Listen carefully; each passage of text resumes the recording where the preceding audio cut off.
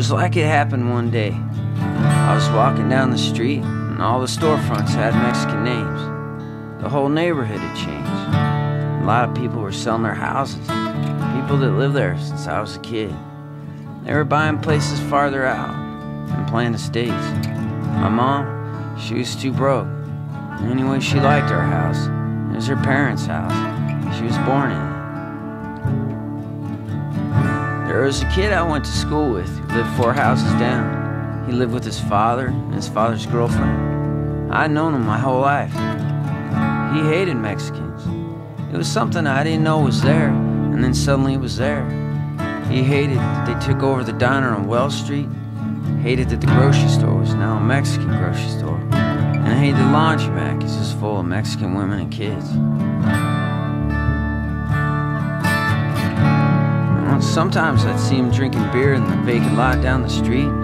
There was this old vinyl couch, and we'd sit there and stare up at the power lines that ran overhead. He started going on and on how they were moving in and buying and renting all the houses around us, how they were ruining the property value, how they were ruining everything. He'd get real upset about it. He'd start saying crazy things. So I quit going down to the lot, and I quit calling him.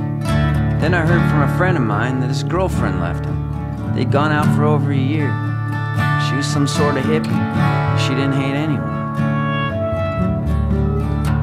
And a few months later, he started hanging out with this group of guys who lived behind a bar in an old house. They all had shaved heads, and they gave themselves tattoos, and they'd have parties and barbecues. And then he moved in with them. Well, I knew his dad. He was an electrician, and he was sick about it. He was ashamed. He'd get real upset and say he didn't know what to do.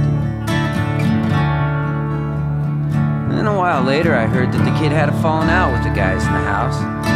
One of the guys got stabbed. I'm not sure if he did, but he left right after that. Well, then he tried to move back in with his dad, but his dad said he'd never let him in the house again, because the tattoos he had and the things he'd said. And it got worse. A kid ended up living in the back of his truck.